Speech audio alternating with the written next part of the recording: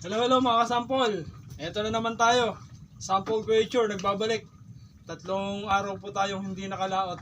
So wala rin tayong update sa ating isda. Ngayon, pagdating natin dito, wala pa palang tinapay. Nandun pa sa kabilang kubo. Mamaya pa tayo makakakuha. Pero meron pa rin ditong pulbos na harina. Kaya ito, susubukan natin kung lilitaw sila. Tingnan nyo. Makikisuyo lang po. Pakipollow naman po ng page natin. Pakishare ng ating mga video at pakisubscribe na rin po sa ating YouTube channel. Malaking tulong po yun sa atin. Ito po, tingnan nyo.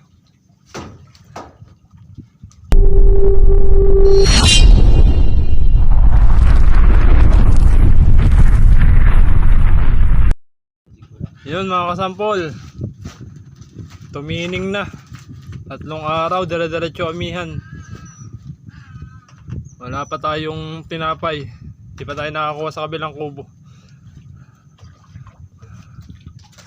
Gutom ng mga bangos kasi pagka ganitong panahon, ang tubig lumalabo. Tapos yung pagkain nawawala. Lumalamig ang tubig. Kaya pagka po ganitong buwan, halos stuck ang paglaki ng bangos.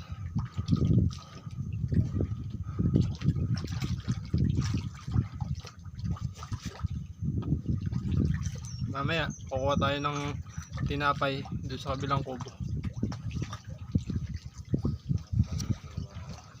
Ayan yung pulbos na harina, yung inihagis natin.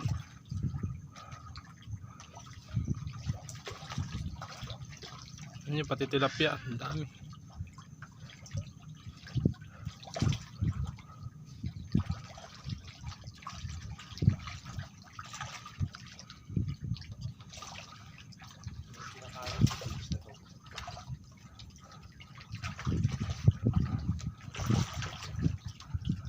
So yan, at pag kakuha natin ng tilapia, update ko kayo.